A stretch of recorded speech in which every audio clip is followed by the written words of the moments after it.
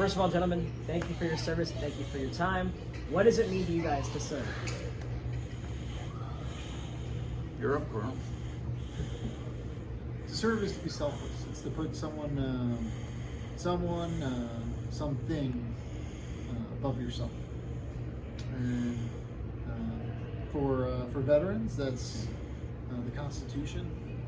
That's the military, whichever service that they are a part of, and it's the other soldiers, airmen, Marines that they serve with, and putting those folks above themselves.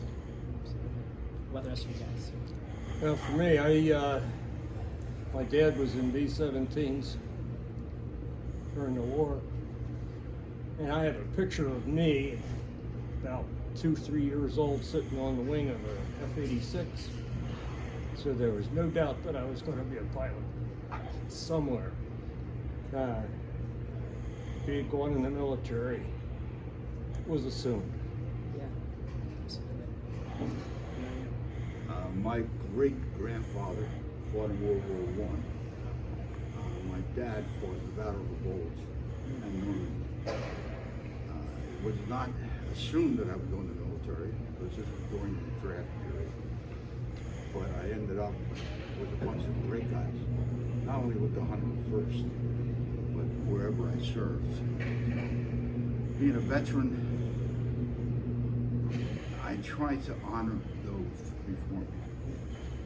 And I get to see, like Gary, quite a few of us in the VA hospital with much more damaging injuries than I have, like Gary has. So I honor their service every day of my life. Yeah, that's important. You know, Veterans Day just isn't one day campaign. It's every day. We take it in. What's interesting is I've been going to the VA hospital in Lebanon since '78. And when I went in there a bunch of old guys, all getting pushed around in wheelchairs with their feet. And because of the Battle of the Bulge, a lot of them had frostbite. And there were more podiatrists at Lebanon VA than anywhere in the country. And then all of a sudden they disappeared. And now you go down there, it's young guys in wheelchairs, with their legs up to here. They're the guys I honor. So what kind of divisions and what branches of the Armed Forces are you? Talk more about that, branches and stuff like that. Pardon me, but 28 years around jet engines. That's right. That's right. Yeah. I didn't quite hear you. What kind of the branch of the armed services were you in? Whether that was Navy, Army? You talk about I that. was Navy. I did my active duty in the Navy, and then I ended up doing 15 years in the Army National Guard. That's impressive. Flying helicopters. I'm in the Army infantry officer. I was with the Army, I was a communications specialist. So, you know, for all the young men and women out there who are looking to serve, what is your advice to them? You know, how do they become these servicemen and women that defend our freedoms day in? Good question. We start off, I have a grandson, we have a grandson, that is currently in Roxy day contracts. I think that the present military gives us much more than time that I served. The ability, especially with the new GI Bill, to continue on, allows them to work there if they wish to stay for 125 years. My day was different. We had difference 1971 when we went to a modern volunteer army. The colonel will tell you it was probably a disaster. In the beginning, it certainly was. The enlistment criteria for the Army was so low that it just did not create a functional force that could do it. So I'll say, if you're a student at Millersville University, come over to the ROTC house and take a military science class. That's probably your first step if you're a student at Millersville University. I'd say is if you're still in the military at a college that offers ROTC, you have the opportunity to earn the right to become an officer, be a leader, which is a pretty amazing opportunity. What I'd also say is, with the all-volunteer force, it is only about 17% of the Americans that are qualified to have served in the armed forces. So study hard, get in shape, and show your commitment. And if you're not sure what you can do in the Army or the Navy or the Air Force, if you can do it at Amazon, you can do it in the Army. When you have an organization as large as the United States military, we don't just need infantry officers.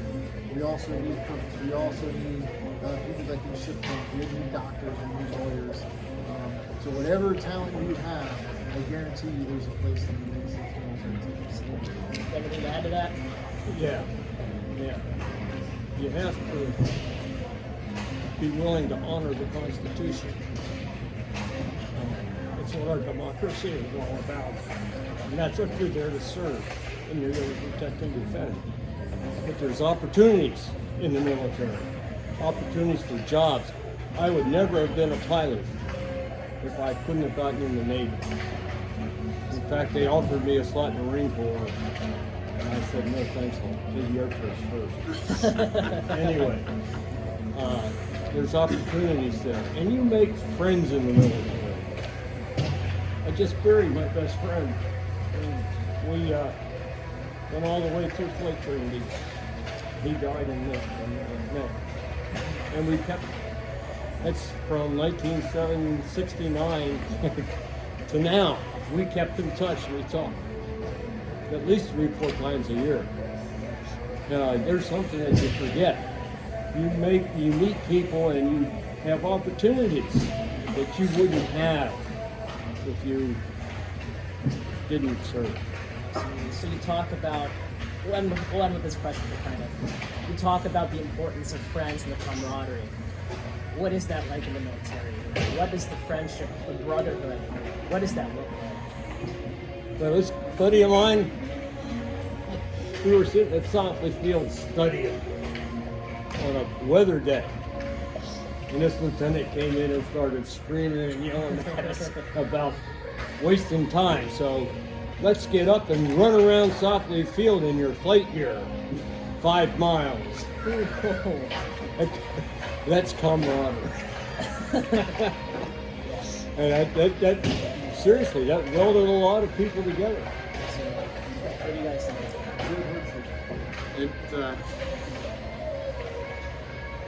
If you can make it through basic and AIT advanced individual training, and then get assigned to a unit that's, in my case, everybody watched the band.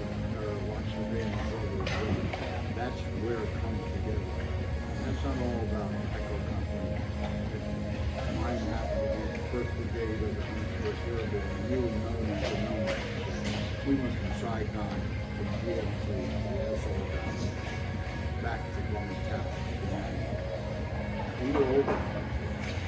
And it makes you remember the guys that you could count on, that were there with you every day. I was lucky enough to be in commerce, so I didn't have direct action at the time. So my core group was 18 men. And that was it. From that, we handled everything from 45 Bravos with the guys with radios on their backs, to air to ground communications, to online teletype. The internet didn't exist then. There was something called AMARS, and unfortunately we can say that the military developed the internet and the internet, not the express. His name will lose me at this point. But yes, it's there, and you can make the most of it. I was lucky enough to have a first lieutenant when I first hit country that made sure I understood what my job was. And He was there if I needed him. And when I wasn't, and he needed me, he let me know. Well, gentlemen, hockey, it's a game that can require maybe that overtime winning goal, that hero. And I'm proud to say that you guys are far more important than maybe that person who scores that game winning goal. You guys are the true heroes. People that defend our country and uphold that Constitution. It's teamwork. It always is. Teamwork. Teamwork makes the dream work. Gentlemen, thank you for your time, and as always, we're Bill.